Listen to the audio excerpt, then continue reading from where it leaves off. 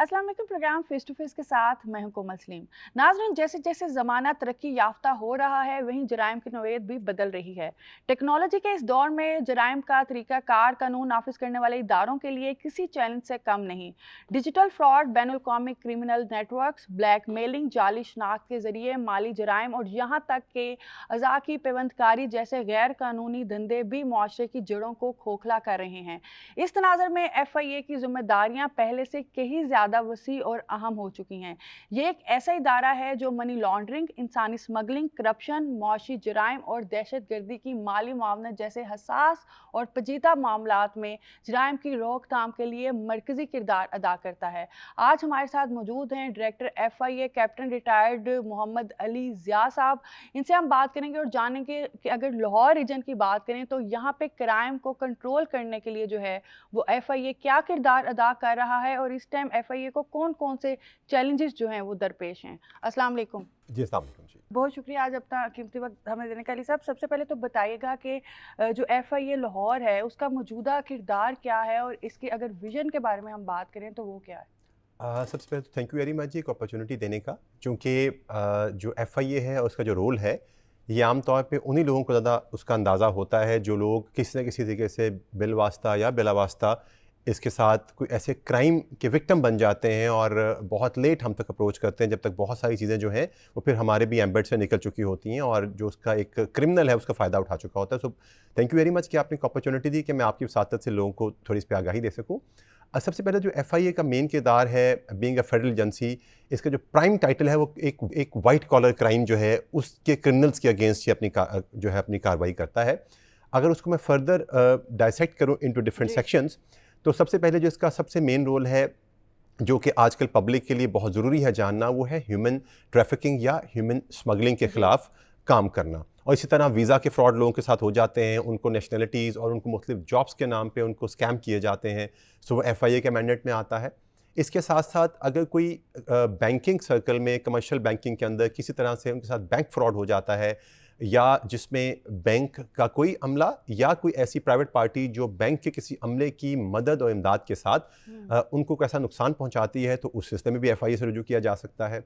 इसके बाद जो एक हमारा सर्कल है, हमारा उसे कोऑपरेटिव क्राइम सर्कल कहते हैं, वो जो बहुत सारे ऐसी ऑर्गेनाइजेशन जो डिफरेंट इदारों से अप्रूव्ड होती हैं, SCCP से या बहुत सारी जी। ऐसी चीज़ों से साथ उनसे अप्रूवल के बाद काम कर रही होती हैं, वो लोगों के साथ डिफरेंट तरह के फ्रॉड कर देती हैं। उस सूरत में भी आप FIA के साथ आप रब्ता कर सकते हैं। FIA आपके लिए बेहतर रेमेडी उस सूरत में निकाल सकता है। इसके साथ साथ मनी लॉन्ड्रिंग के केसेस जो कि बहुत इंपॉर्टेंट हैं आजकल के, जो है इस सारे टेरर फाइनेंसिंग और फैक्टिव टारगेट्स के सामने रखते हुए उसको भी FIA डील करती है। साथ साथ हमारा एक बहुत मेन जो हमारा जिसे कहना चाहिए आम है वो इमिग्रेशन है। FIA हमेशा कहता हूँ कि FIA वो इदारा है जिसको आप they are last to be seen, जब आप एयरपोर्ट पे होते हैं आप उनको आखिर में खुदाफिज कहते हैं और जब इस मुल्क में दाखिल होते हैं सबसे पहला बंदा आपको FIA का मिलेगा जहाँ आप इमिग्रेशन करते हैं। So again that is very important. इसके अलावा जो FIA उसका एक बहुत बड़ा मेन किरदार है कि जितने भी फेडरल सरकारी इदारे हैं, एंटिटीज़ हैं, उनकी एंटी करप्शन जो है वो FIA है।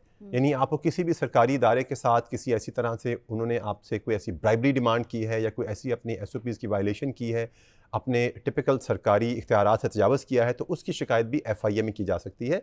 सो एक बहुत बड़ा मैंडेट है, बहुत बड़ा स्कोप है और आम तौर पे लोग अभी भी अपनी इस किस्म की रेमेडीज़ के लिए कन्वेंशनल पुलिसिंग मेथड की तरफ देखते हैं और वहाँ रुजू करते हैं जहाँ पे इसकी कॉन्ग्निजेंस नहीं है। और जब तक उनको FIA के बारे में आगाही होती है या वो हमसे रब्ता करते हैं, तो इस सारे टाइम लैग के अंदर जो एक क्रिमिनल है वो बहुत सारे फ़ायदे उठा चुका होता है। अच्छा, जिस तरह से भी हम बात कर रहे हैं कि बहुत बड़ा स्कोप है, बहुत ज़्यादा कैटेगरीज हैं FIA में, लेकिन अगर हम आपके हवाले से बात करें तो जब आपने चार्ट संभाला और ये सारी कैटेगराइज को देखा और देखा कि किन किन में इस्लाहात की ज़रूरत है, तो ऐसी कौन सी कैटेगरीज थी जिनमें इस्लाहात की ज़रूरत थी, जिन शोबों में आपने काम किया और जिनमें आपको लगा कि इसमें काम करने की गुंजाइश है? देखिए, सबसे पहले तो ये है कि एक सिस्टम चल रहा होता है डेफिनेटली, लेकिन हर इंसान ने अपनी कंट्रीब्यूशन उसके अंदर करनी होती है और that is how the system works. So मेरे नज़दीक ये है कि सबसे पहले तो हमने अपना इंट्रोस्पेक्टिव एक रोल देखना है कि हमारी जो फोर्स है विद इन देयर रिसोर्सेज या with in their man power वो कितनी ट्रेंड है इन चीज़ों को आगे लेके चलने के लिए।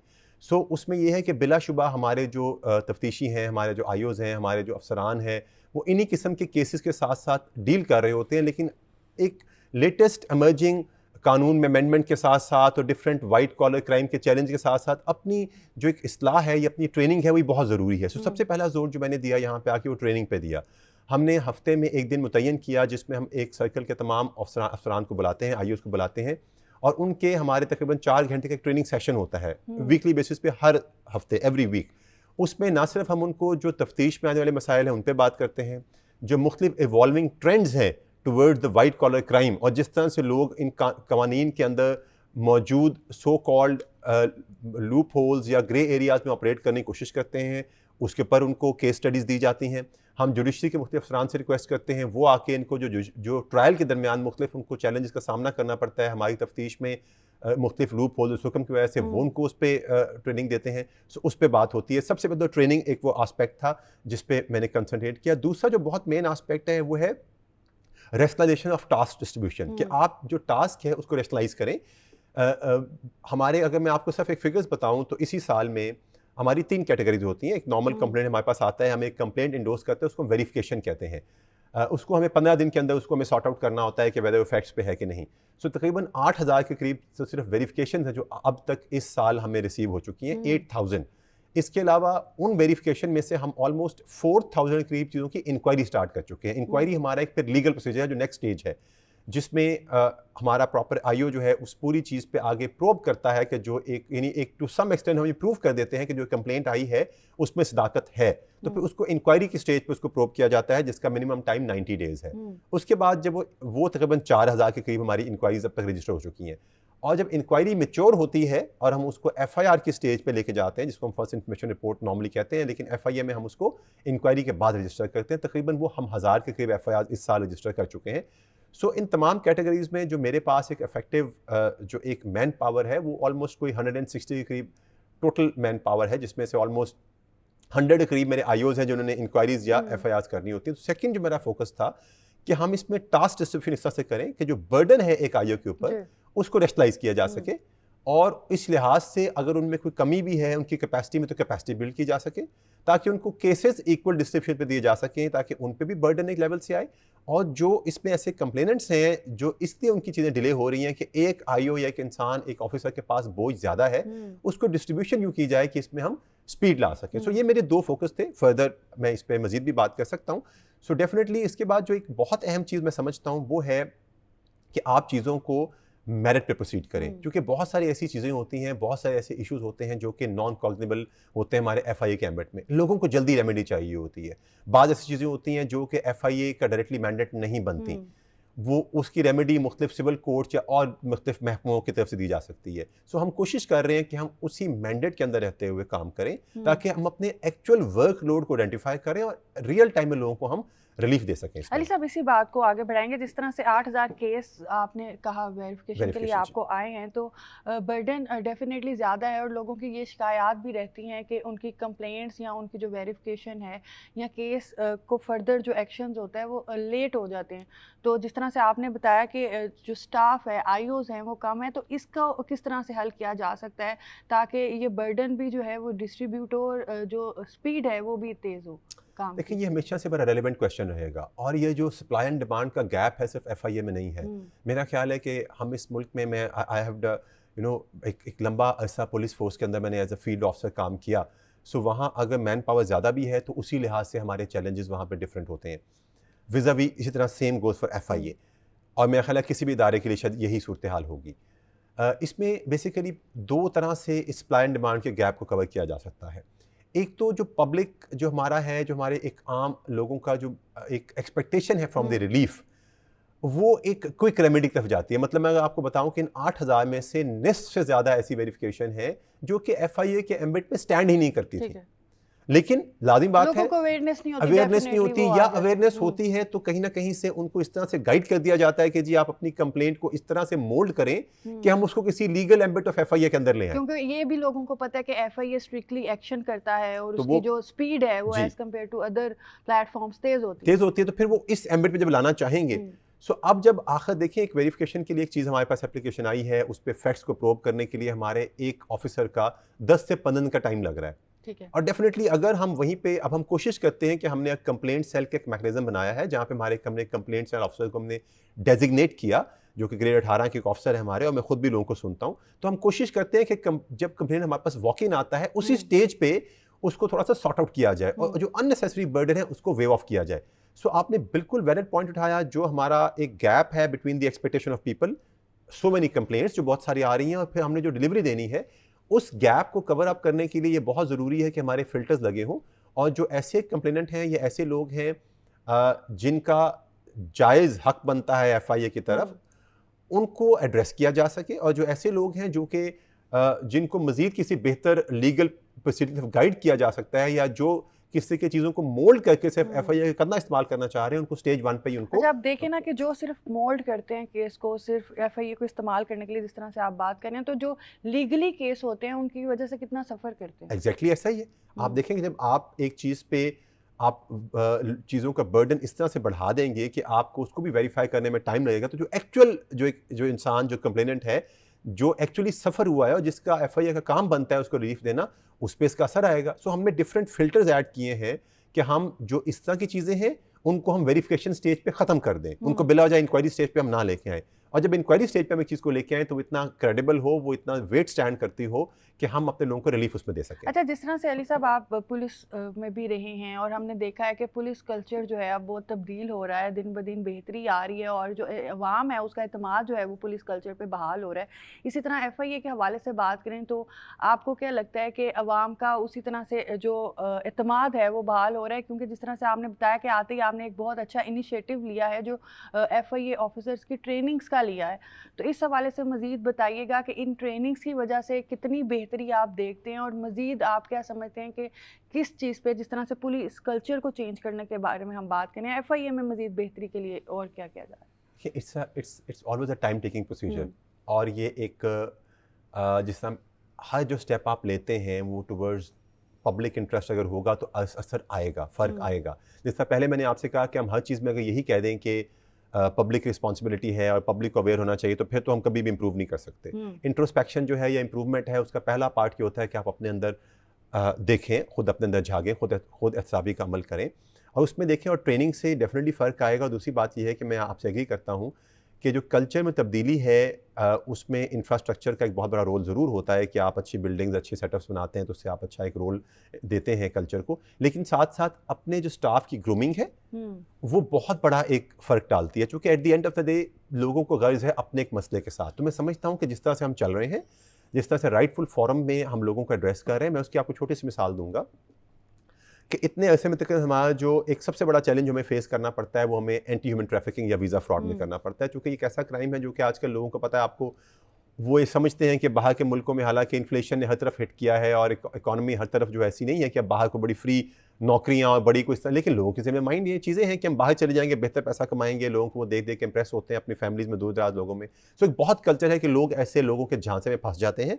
और अगर हम छोटे शहरों की बात करें या गांव देहातों की बात करें, वहाँ पे जिस तरह से वो शोकेस करते हैं, जो उनके रिलेटिव्स बाहर जाते हैं शादियों पे, हम अक्सर सोशल मीडिया पे देखते हैं, तो उसको देख के वो डेफिनेटली इन्फ्लुएंस होते हैं कि भाई हमने भी बाहर जाना है, फिर जो भी रास्ता उनको मिलता है वो उस पर जाते हैं, करते हैं। आप देखिए बाहर लोग टैक्सी चला रहे होंगे, पर जब वो अपने मुल्क में अगर 5 साल में एक दफ़ा आएंगे तो इस तरह का पोर्ट्रे करेंगे as if you know they own the state over there.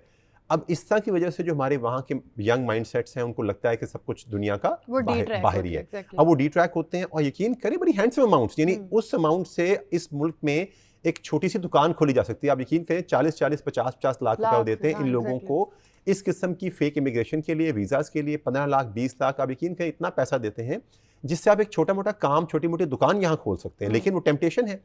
अब उस तरह के तकरीबन हमारे पास बहुत से लोग अपनी ज़मीनें बेच के, जायदादें बेच के, जेवर बेच के जो है वो कहते हैं हमें किसी तरह भी आप बाहर भेज दो, वहाँ जाके फंस जाते हैं, इलीगल हो जाते हैं। अली साहब केस हमने सुने हैं कि अगर एक बेटा उनका जाके फंस गया, या वो कश्ती वाला जो हादसा हुआ, एक बेटा अगर डूब गया तो वो दूसरे बेटे को भी भेजने के लिए उसी रास्ते से तैयार। आप यकीन करें कि ये मैं इसमें आपने बड़े एक अहम टॉपिक की तरफ आपने इस तवज्जो को खींचा। मैं अपनी इस चीज़ पे अगर लेके आऊँ तो मैं बड़ा हैरान होता हूँ कि आप जब एक क्राइम कमिट करते हैं या आप जानबूझ के, हम कभी भी अपनी औलाद को किसी कुएं में छलांग मारने के लिए नहीं भेजेंगे, लेकिन मैं हैरान होता हूँ कि हमारे रूरल सेटअप में यही टेम्पटेशन की वजह से ये इतनी बड़ी एक खिंचाव है बाहर की तरफ कि लोगों को इतने एक हौलनाक वाक़यात जिस तरह की आपने बताया बोट्स उल्टी और कैप्साइज होना और लोगों की डेथ होना, इसके अलावा लोग कहीं फंसे हुए होते हैं, उनकी फैमिली का एक बंदा ऑलरेडी फंसा होगा लेकिन इस टेम्पटेशन को वो रेजिस्ट नहीं कर पाते और अपने दूसरे बच्चों को भेज देंगे। और उनको पता होगा फ्रॉम द बिगिनिंग, पता होगा कि यहाँ से तो चलो लीगल उसको लेके जा रहे हैं,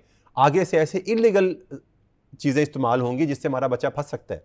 पैसा भी लगाते हैं, अपनी जान को भी रिस्क पे डालते हैं, एंड इन मैनी केसेस वो वापस पाकिस्तान में डिपोर्ट होकर आ रहे होते हैं। They would have lost their money, they would have lost everything, अपना पैसा भी लूज कर देते हैं और आइंदा के लिए अपनी बाहर जाने की ट्रैवलिंग की अपॉर्चुनिटीज भी लूज कर देते हैं। और कुछ तो कई साल पहुंच ही नहीं सकते, पहुंच ही नहीं पाते। तो इसी तरह साथ साथ आप देखें वीज़ा फ्रॉड पे हमारी एक बहुत बड़ी कंट्रीब्यूशन है कि हमारे तकरीबन इस साल ऑलमोस्ट कोई 900 के करीब हमारे केसेस रजिस्टर हुए हैं और नंबर ऑफ इंक्वायरीज पे हमने लोगों के पैसे उनको वापस दिलवाए हैं। हमने उनके जो वीज़ा फ्रॉड में जो लोग उनसे फ्रॉड करते हैं या उनको बाहर भेजने के नाम पे उनसे पैसे लेते हैं, बहुत सारी जगहों पे हमने लोगों को ये पैसे वापस दिलवाए हैं। और हम इसीलिए कर पा रहे हैं कि हमने अपनी जो डायरेक्शन है उसको फोकस किया है कि हम अपने से रेलिवेंट केसेस को पिक करेंगे, हम मेरिट पे फैसले करेंगे, हम अपने आप को ट्रेन करेंगे, हम लोगों को सुनेंगे, हम लोगों को इंटरटेन करेंगे, हम जो टाइम लाइन्स हैं हमारी केसेस को चलान करने की या इंक्वायरीज को चलान करने की, हम उसका पास रखेंगे। इस चीज़ को करने के लिए मैं हर हफ्ते अपने एक सर्कल की क्राइम मीटिंग करता हूँ और उसमें तमाम हमारे इन्वेस्टिगेशन इंचार्ज बैठे होते हैं।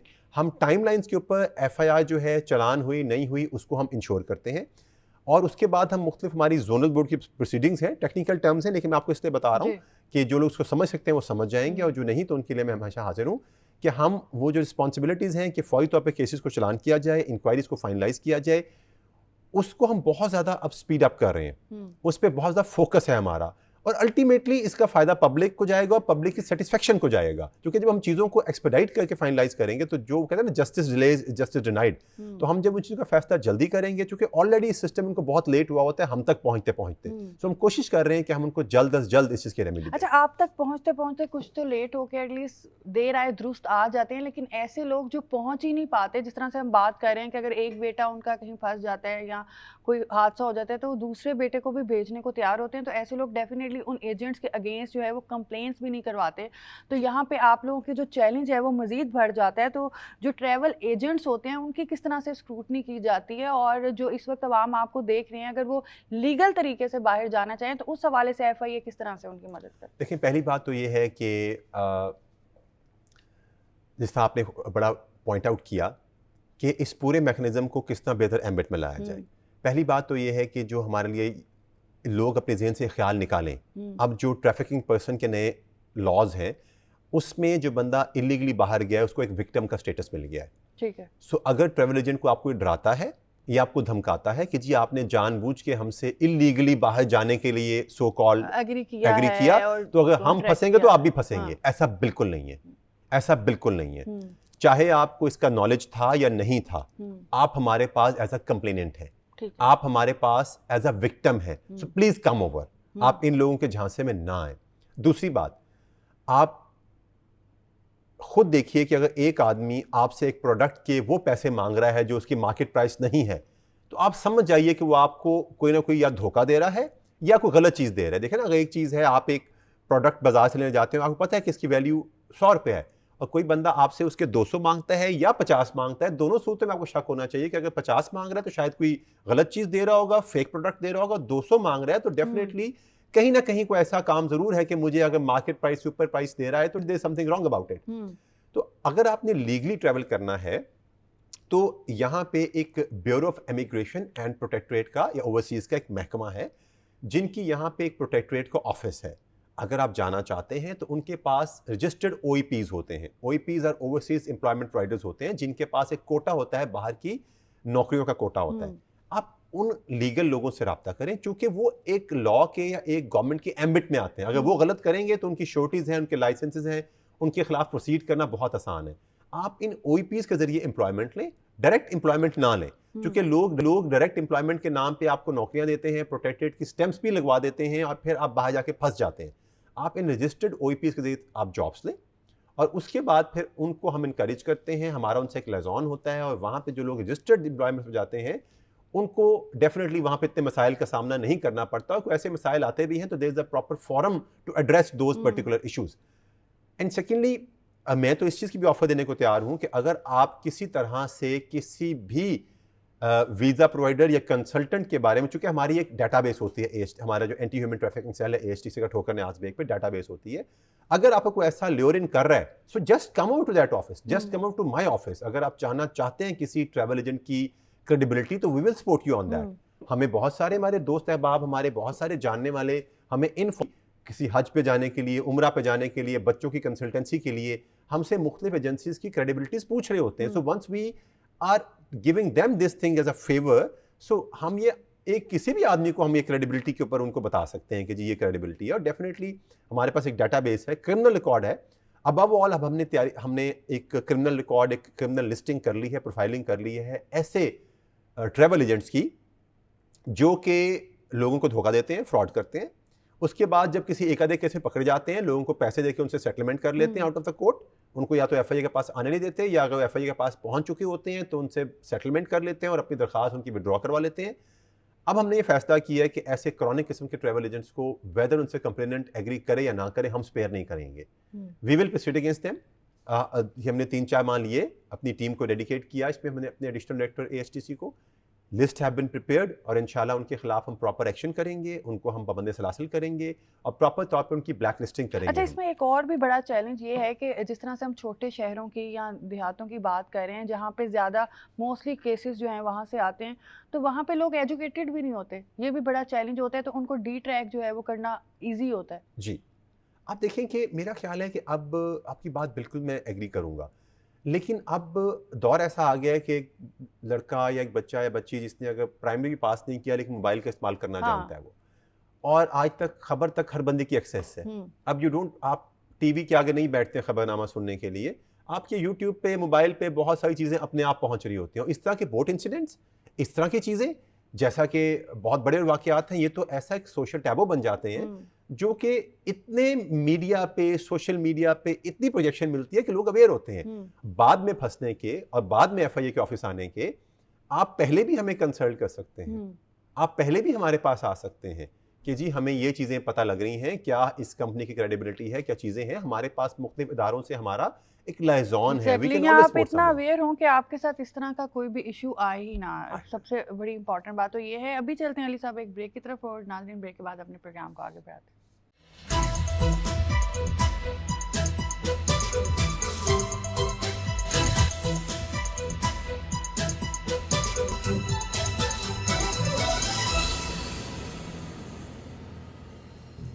वेलकम बैक नाज़रीन। बात हम कर रहे हैं कि FIA जो है वो लाहौर रीजन में किस तरह से काम कर रहा है और किस तरह से ये जो बढ़ती क्राइम की शरह है उसको कंट्रोल कर रहा है। हमारे साथ डायरेक्टर FIA मौजूद हैं। अच्छा, जिस तरह से अभी हम ट्रैवल एजेंट्स के हवाले से बात कर रहे हैं और इस हवाले से बात कर रहे हैं कि किस तरह हमारी जो यूथ है और नौजवान है या उनके घर वाले हैं, उनको डी ट्रैक किया जा रहा है। एट द एंड अगर ये सारे बच बचा के निकल भी जाएँ, एयरपोर्ट तक पहुँच भी जाएँ, तो वहाँ पर जो इमिग्रेशन सिस्टम है वहाँ पर भी FIA जो है वो लास्ट में आती है। और वहाँ पे हमने देखा है कि अब रूल्स जो हैं बड़े स्ट्रिक्ट कर दिए हैं कि इतने आपके पास पैसे होने चाहिए, इतने डॉलर्स होने चाहिए, प्रॉपर लगेज होना चाहिए। कि नॉर्मली हम देखते के थे कि जिन्होंने इस तरह की कोई चीज़ करनी होती थी, बच्चों ने या नौजवानों ने, तो उनके पास कोई पैसे नहीं होते थे या उनके पास लगेज नहीं होता था। तो इस हवाले से बताइएगा कि एयरपोर्ट पे किस तरह से इनकी जो है वो फिल्ट्रेशन की जाती है और जो इमिग्रेशन FIA का जो डिपार्टमेंट है उसका क्या किरदार होता है ओवरऑल अगर हम बात करें। अगेन मैंने कहा ना कि अगर FIA को डिफरेंट पिलर्स पे खड़ा किया जाए तो इमिग्रेशन इसका एक one of the most important pillars है। और जिस तरह से आपने बड़ी खूबसूरती के साथ इन दो चीज़ों को मिलाया, मैं भी इसको आगे इसी तरह से एक्सप्लेन करना चाहूँगा कि पहले तो जनरली मैं इमिग्रेशन के रोल पे बात करता हूँ, फिर स्पेसिफिकली आपके इस क्वेश्चन पे आता हूँ कि इमिग्रेशन जो है किसी भी मुल्क की, वो एक तरह से उस मुल्क के इंटरनेशनल ऑनर का ख्याल कर रही होती है। आप देखें कि अगर इमिग्रेशन पे स्क्रूटनी ना हो और वो आदमी खातून यहाँ से निकल जाए, आप बहुत सारे ऐसे वाक़यात सुनती होंगी कि लोग प्रॉपर वैलिड वीज़ास के साथ और वैलिड चीज़ों के साथ भी दूसरे मुल्कों से डिपोर्ट कर दिए जाते हैं ऑन सर्टन ग्राउंड्स। और वो फिर इस तरह की जो रेशो है, बहुत सारे में चैलेंज का सामना करना पड़ा। बहुत सारे लोग हमारे मुख्तलिफ मुल्कों से वो वहाँ पे भिखारी बन के चले गए, उनको डिपोर्ट किया गया। वजह से जो जेन्युइन लोग हैं उनको बड़ा इशू होता है, वीज़ा इश्यूज की प्रॉब्लम आए बहुत सारे। इवन UAE की अगर हम बात करें, जो हमें विद इन 24 आवर्स वीज़ा आ जाता था, वहाँ पे जेन्युइन लोगों का वीज़ा नहीं मिल रहा। आप ये अंदाज़ा कीजिए कि इस किस्म की चीज़ें it's a very tough job जो इमिग्रेशन की है, और मैं समझूंगा बड़ी अनपॉपुलर जॉब है। लेकिन जो अनपॉपुलर जॉब है वो उसका ताल्लुक मुल्क के वक़ार के साथ है। सो मैंने एक छोटा सा ब्रीफ आपको इसलिए दिया कि मैं इससे आगे की बात बताऊंगा तो आपको इस पे अंदाज़ा हो। अब लोग, हम बहुत सारे लोगों पे एलिगेट कर सकते हैं कि एक हुकूमत, एक गवर्नमेंट एक किसी को वीज़ा दे रही है तो फिर तो ही और she has a right to proceed. लेकिन बात वही है कि जब बहुत सारी टेंटिकल्स हों, आखिर में जिम्मेदारी मुल्क के अपने वक़ार को रखने की, स्टेट की अपनी जिम्मेदारी आती है। अब इमिग्रेशन में क्या होता है, पहले तो एक जनरल हमारे पास पब्लिक है जिसने जाना है, और जिससे हमेशा हम दरख्वास्त करते हैं कि जिस तरह से आप पेशेंस का मुजाहरा करते हैं एयर टिकट कटवाते हुए, या आप जब मुल्क से बाहर किसी और मुल्क जाते हैं वहाँ पे आप लेने पेशेंस से लगते हैं। आपने बाहर अब्रॉड ट्रैवल किया होगा, जब बाहर के मुल्क हम लैंड करते हैं तो बड़ा पेशेंस से हम वहाँ पे लाने में लगते हैं, और वापसी आते हुए उतना पेशेंस दिखाते हैं, चूँकि हमें, अगर हम किसी तरीके से हॉस्टाइल होंगे तो वो लोग हमें बिल्कुल दिल सेंड अस बैक। तो अपने मुल्क में वही पेशेंस दिखाना चाहिए, क्योंकि बहुत सारी चीज़ों को हम वहाँ पे स्क्रूटनाइज कर रहे होते हैं। अब मैं आता हूँ टिपिकल आपके क्वेश्चन की तरफ। आप देखें कि जो ट्रैवल एजेंट हैं, जो इस तरह का माफिया है, जो इस तरह के क्रिमिनल्स हैं, वो डिफरेंट तरह के टूल्स यूज़ करते हैं। हम जब एक तरफ से ब्लॉकेट करते हैं तो वो कोई ऐसी टेक्निक अप्लाई करते हैं जिससे वो इस सारे सिस्टम को बाईपास करने की कोशिश करते हैं। Then again we learn and we stop that particular route as well. So immigration में अब प्रॉपर इनकी एक प्रोफाइलिंग होती है, उसकी प्रॉपर रिस्क असेसमेंट होती है, और उसके बाद इनके मुख्तलिफ लीगल डॉक्यूमेंट्स को देखा जाता है, और फाइनली फिर इमिग्रेशन ये फैसला करती है कि इसमें हमने इन लोगों को they should be given an opportunity fly और नॉट। डेफिनेटली इसके पीछे पूरी एक स्टैंडिंग ऑर्डर SOP पूरी एक चीज़ है जो कि अब अनेक्टमेंट की तरफ भी जा रही है, रूल मेकिंग की तरफ। लेकिन उसमें लाज़मी बात है कि ये हमारा वो किरदार है जिसमें हमें बहुत ज़्यादा जो है स्क्रूटनी करनी पड़ती है, और ऐसे लोगों को फिर हमें लाजिम तौर पे उनसे डॉक्यूमेंटेशन मज़ीद मांगनी पड़ती है, या उनको वक्ती तौर पे उनको हमें एक डिनाइल करना पड़ता है टू फ्लाई। और चूंकि उनके पास ऐसे डॉक्यूमेंट्स नहीं होंगे, मिसाल है कोई बंदा टूरिज्म के नाम पे बाहर जा रहा होगा, होटल बुकिंग नहीं होगी, पैसे नहीं होंगे, सो इस तरह की मुख्तलिफ चीज़ें हैं जो डेफिनेटली हमारे टूल्स हैं। लगेज भी नहीं होगा, जैसे एक हैंग कैरी लेके जा रहे होंगे।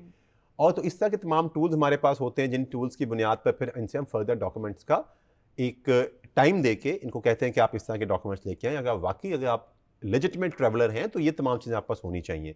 सो वो एक दोबारा से एक फ़िल्टर है जिसको हम लगाते हैं, और फिर उसके बाद अगर किसी के साथ कोई राइटफुल ऐसा हमें लगता है मुख्तलिफ लेवल्स पे कि इसके साथ कोई प्रॉपर हेयरिंग नहीं हुई, तो जो मेरे अपने डिप्टी डायरेक्टर इमिग्रेशन हैं वो इन लोगों को खुद सुनते हैं, इनकी दोबारा से रीअसेसमेंट होती है, रीप्रोफाइलिंग होती है, और ऐसे तमाम लोगों को अल्टीमेटली जाने दिया जाता है उनके डॉक्यूमेंट्स कंप्लीट करने के बाद, जो कि डिज़र्व करते हैं बाहर जाना।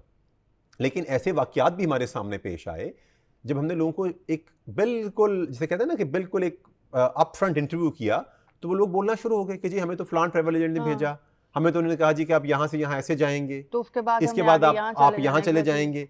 सो जब इस तरह केसेस हमारे सामने आते हैं तो फिर डेफिनेटली हम लीगली प्रोसीड करते हैं। फिर ऐसे लोगों के जरिए हम उनसे कॉपरेशन लेके ऐसे ट्रैवल एजेंट का नाम लेते हैं, उन तक पहुँचते हैं, और फिर डेफिनेटली उनके खिलाफ हम मुख्तलिफ एक्शंस करते हैं।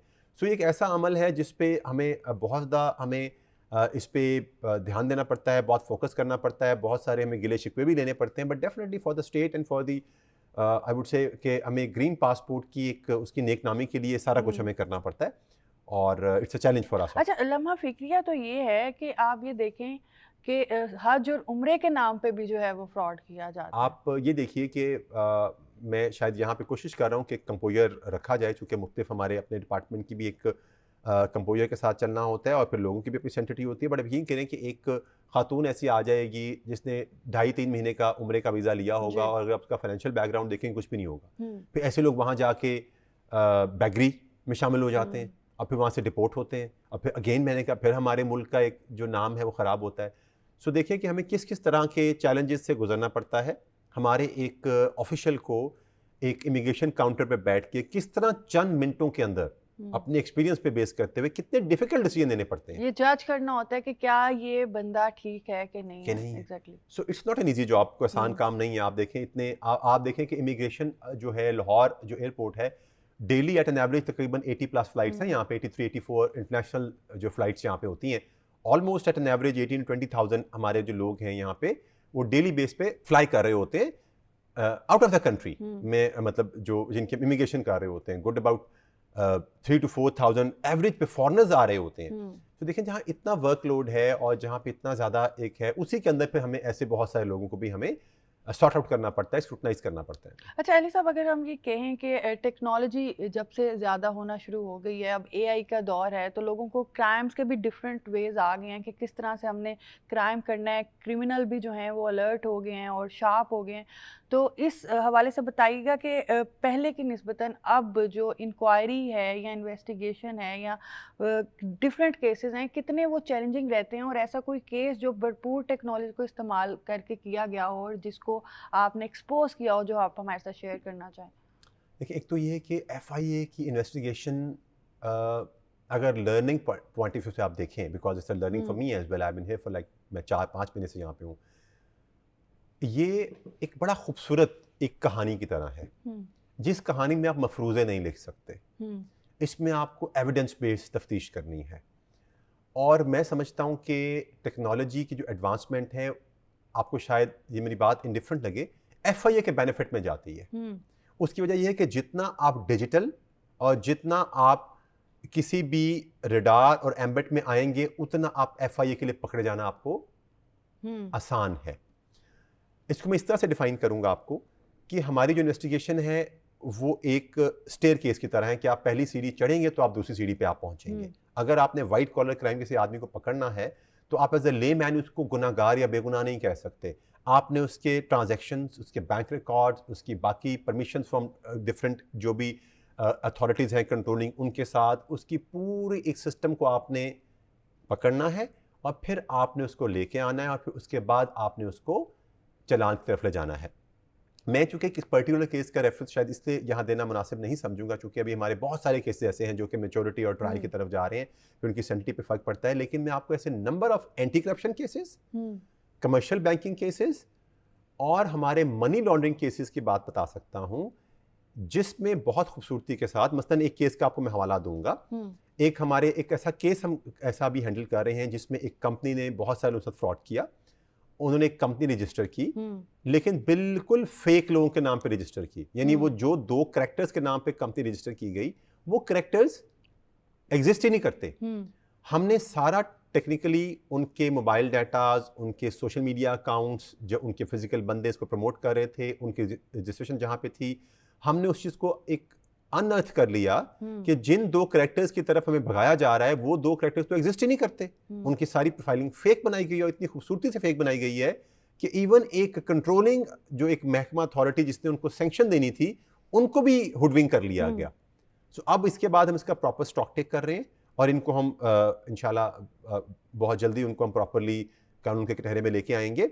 सो इस तरह जो ये एक एडवांसमेंट है, उससे हमें बहुत फ़ायदा था। अब आपने बात की एआई की, बिलाशुबा एआई का एक असर हर फील्ड में पड़ रहा है। आप देखें हमारा खासकर जो हमारी साइबर क्राइम को जो हमारी एजेंसीज डील करती हैं, या हमारी नॉर्मल पुलिसिंग में, अब कौन सी फ़ोटो जेन्युइन है, कौन सा डॉक्यूमेंट जेन्युइन है, कौन सा फेक है, इसको पहचानने के लिए प्राइमा फेशिया तो टाइम लगता है। लेकिन ऐसे टूल्स अवेलेबल हैं जो कि एआई जनरेटेड चीज़ों को फ्रॉम द नेचुरल फॉरेंसिक के ज़रिए पहचान जाते हैं, सेपरेट कर देते हैं। और शायद इस एआई का कुछ हद तक लोगों को डिस्ट्रैक्ट करने के लिए इसने बहुत किरदार अदा किया। अब इसका आई थिंक एक काउंटर नैरेटिव लॉन्च हो गया कि अब आप जो चीज़ देखते हैं, आप उसको पहले सच नहीं समझते हैं, क्योंकि आप पहले तो आप हर देखी चीज़ को सच समझते थे ना। अब अगर आप सच्ची चीज़ भी देखते हैं तो आपको लगता है कि पहले इसको वेरीफाई किया जाए, कि ऐसा ना हो कि भी किसी एआई टूल से क्रिएटेड हो। सो लिहाजा जो एडवांसमेंट है टेक्नोलॉजीज़ में, मैं ये समझता हूँ कि जिस तरह लोग एक टैक्स के एम्बिट में आ रहे हैं, जिस तरह लोग क्रेडिट कार्ड यूज़ के एम्बिट में आ रहे हैं, जिस तरह जितना financial transaction through banking, through online बढ़ती जाएगी, उतना लोग एफआई के एम्बिट में ज्यादा बेहतर तरीके से आ सकेंगे। लेकिन नॉर्मली अगर हम बात करें, जिस तरह से अभी आप बात कर रहे थे कि उनकी आइडेंटिटी ही ऐसे लोगों की नहीं थी, अब आईडी कार्ड जो हैं वो एआई के थ्रू जो है वो बन जाते हैं, और नॉर्मली इस तरह की कितनी चीज़ों का रूटीन में लोग फ़ायदा उठा सकते हैं जिनको उस तरह का नहीं। आप बिल्कुल ठीक कह रहे हैं। अब उसमें देखें, बात यह है जो मैं तो जितने महकमों के साथ भी मेरी मीटिंग होती है जो हमारे साथ कोलैबोरेट करते हैं, मैं तो उनसे भी बात करता हूं कि हमें अपने वेरिफिकेशन स्टेजेस जो हैं उनको बहुत रोबस्ट बनाना चाहिए। देखिए, जो सारे इदारे हैं, मैं शायद थोड़ा सा इनफॉर्मल होते हुए आपके इस एक फोरम का एक सहारा लूं, तो जब छोटे थे तो हम समझते थे कि बहुत सारी चीज़ों के बारे में ख्याल आता था कि काश कोई ऐसा इदारा होता जो इस चीज़ को देख रहा होता। अब जितना इतना मैंने करियर में ग्रो किया, जितना एक्सपोजर हुआ है, तो मैं ये देख के हैरान होता हूँ कि एनीथिंग एंड एवरीथिंग, हर चीज़ के लिए गवर्नमेंट ने एक एलेबोरेट इंस्टीट्यूशन बनाया हुआ है। Anything which is on ground and under the sky, हर चीज़ के लिए एक एलेबोरेट इंस्टीट्यूशन है। ज़रूरत इस चीज़ की है कि हमारे जो इंस्टीट्यूशन है बाशमूल FIA, हम उन चीज़ों के ऊपर इस तरह से अपनी कॉग्निजेंस ग्रिप रखें। फ्रॉड तब भी होगा, दुनिया के मोस्ट हाईटेक मुल्कों में और हाईटेक क्रिमिनल ऑर्गेनाइजेशन को भी उसी तरह के हाईटेक क्राइम्स का जो है वो उनको एक सामना करना पड़ता है। बट डेफिनेटली जिस तरह से क्रिमिनल इवॉल्व हो रहा है उस तरह से हम लोगों को इवॉल्व होना है। मैं इसे कहता हूँ कि एक टग ऑफ वॉर है। इसमें रस्से में जो एक मार्कर होता है वो इट कीप मूविंग, वो मूव करता रहेगा।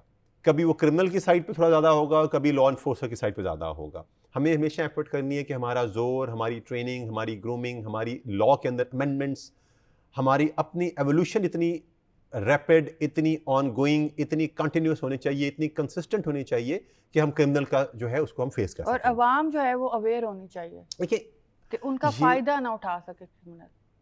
ये तो पॉइंट इतना इंपॉर्टेंट है कि जिसे कहते हैं ना सेकंड टू नन वाली जो बात है कि पब्लिक जो है उसका अवेयर होना बहुत ज़रूरी है। मसलन मैं आपको छोटी सी अपने कल एक घर की मिसाल दूंगा कि मेरे घर में एक रैंडम फ़ोन कॉल आई कि जी आपका एक one of my house member कि जी आपका ये फलाना पैकेज है तो ये बाइकिया से आ रहा है तो आप फलाना जगह पहुंच जाए।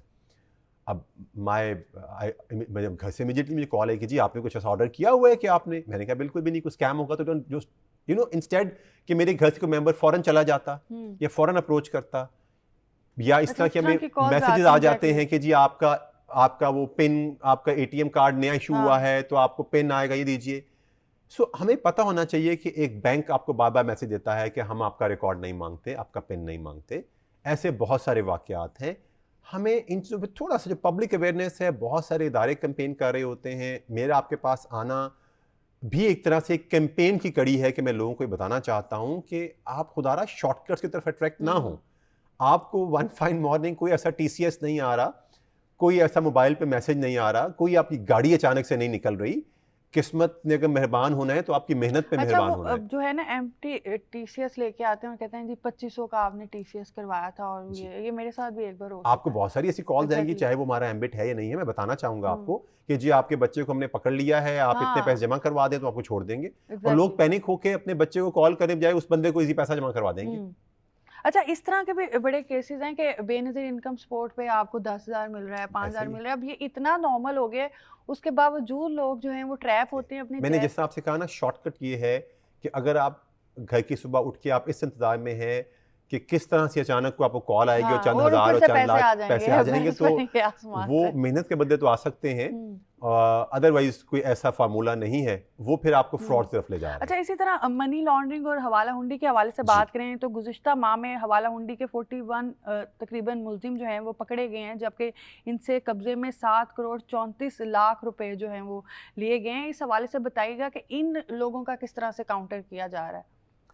अगेन देखिए, मैं आपसे फिर वही बात करूंगा कि सारी चीज़ों की जड़ जो है ना, वो हम चंद पैसे बचाने के लिए हम अपने आप से बड़े फ्रॉड में ले जाते हैं। आप देखें बहुत सारी हमारी पुलिस में ऐसी वारदातें लोगों के साथ हो जाती हैं कि एक बिगर अमाउंट ऑफ कैश तो जा रहे होंगे और रास्ते में उनको स्नैचिंग हो जाएगी, और पीपल, क्योंकि हम बैंकिंग सर्कल अवॉइड करना चाहते हैं। अब हवाला हुंडी बेसिकली क्या है कि हम चंद रुपयों का टैक्स बचाने के लिए, या बेसिकली टैक्स है ना, आप एक चीज अगर सेल ऑफ कर रहे हैं और आप उसको टैक्स डिक्लेयर कर दें, अगर आपकी ब्लैक मनी को तो हम साइड पे कर देते हैं ना जी, वो तो फिर एक क्राइम है।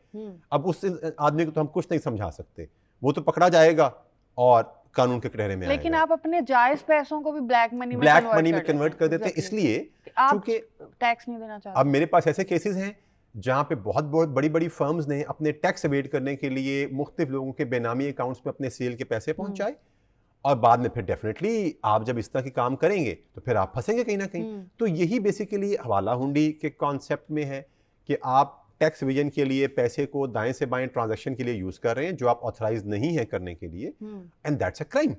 आप देखें ना, अगर आप टैक्स एवेजन कर रहे हैं तो आप सरकार को वो जायज लिजिटिमेट पैसा देने से इनकार कर रहे हैं जो फैसिलिटी सरकार ने आपको दी हुई है, या जिसके बदले आप सरकार से टैक्स की मद में जो सरकार ने इंपोज किया आप लोगों से पैसा ले रहे हैं। सो कम से कम वो पैसा तो आपने सरकार को जमा करवाना है। अब जब आप उसको अवेड करेंगे तो इस तरह क्राइम करेंगे, तो हवाला हुंडी हमारा जो है एक मैंडेट है और उस पर हम काम करते हैं और उस पर हमारी बहुत सारे लोग हमने गिरफ्तार भी किए, जिस तरह फिगर्स दिए आपने। इसमें मिलियंस ऑफ रुपीज़ हमने इसमें जो है वो कलेक्ट भी किए और लोगों को अरेस्ट भी किया, and we are still on it. इसमें हम ऐसे लोगों की तरफ भी अब मुतवज्जो हो रहे हैं जो डिजिटल, यानी जो अप फ्रंट बड़ा लेजिटिमेट काम कर रहे होंगे बट बैक एंड पे वो इसी हवाला हुंडी के कारोबार में इन्वॉल्व होंगे। अच्छा, इसी तरह अगर हम ऑर्गन ट्रांसप्लांट के हवाले से बात करें तो इलीगल ऑर्गन ट्रांसप्लांट भी जो हैं वो होते हैं, और हम देखते हैं कि पूरे के पूरे डॉक्टर्स और पैरामेडिकल स्टाफ, लेबॉर्ट्रीज और क्लिनिक सब चीज़ें इन्वॉल्व होती हैं, और प्रॉपर एक जो पेशेंट होता है उसकी फैमिली होती है उसको डी ट्रैक करते हैं, और फिर जान बचाने के चक्करों में कभी कभी जान की बाजी भी हार जाते हैं। तो इस हवाले से बताइएगा, इस हवाले से जो है वो क्या काम चल रहा है? FIA के मैंडेट में जो इस तरह की इलीगल ऑर्गन ट्रांसप्लांट है, ये भी FIA के मैंडेट का एक हिस्सा है। इसमें जो हमारी बाज़ अथॉरिटीज़ हैं प्रोविंशियल लेवल पे, डिस्ट्रिक्ट लेवल पे, हेल्थ अथॉरिटीज़ जो हैं वो इसकी कॉग्निजेंस लेती हैं, FIA से मदद लेती हैं, FIA ऐसे लोगों के साथ मिलकर रेड करती है, FIR देती है। अभी रिसेंटली आज से 2 दिन पहले हमने कलेक्टिवली एक बहुत बड़ा ऐसा नेटवर्क अनर्थ किया जिसमें अभी उसकी इन्वेस्टिगेशन ऑनगोइंग है, जिसमें बहुत ऐसे इंपॉर्टेंट एक आदमी को पकड़ा गया जो इस तरह से लोगों को ट्रैप करके वो ट्रांसप्लांट करते हैं ऑर्गन, बस इसमें डोनर और रेसिपिएंट कहीं पर रजिस्टर नहीं होते और उनकी क्वालिफिकेशन नहीं होती इस तरह की, और वो लोगों की जो है ज़िंदगी के साथ खेल रहे होते हैं। मेरा ख्याल है कि FIA जितनी भी चीज़ों को डील करता है उसमें से ये वो ऐसा एस्पेक्ट है जिसकी ह्यूमन वैल्यू बहुत ज़्यादा है, क्योंकि इसमें और ह्यूमन ट्रैफिकिंग में लोगों की जान जाने का ख़तरा है।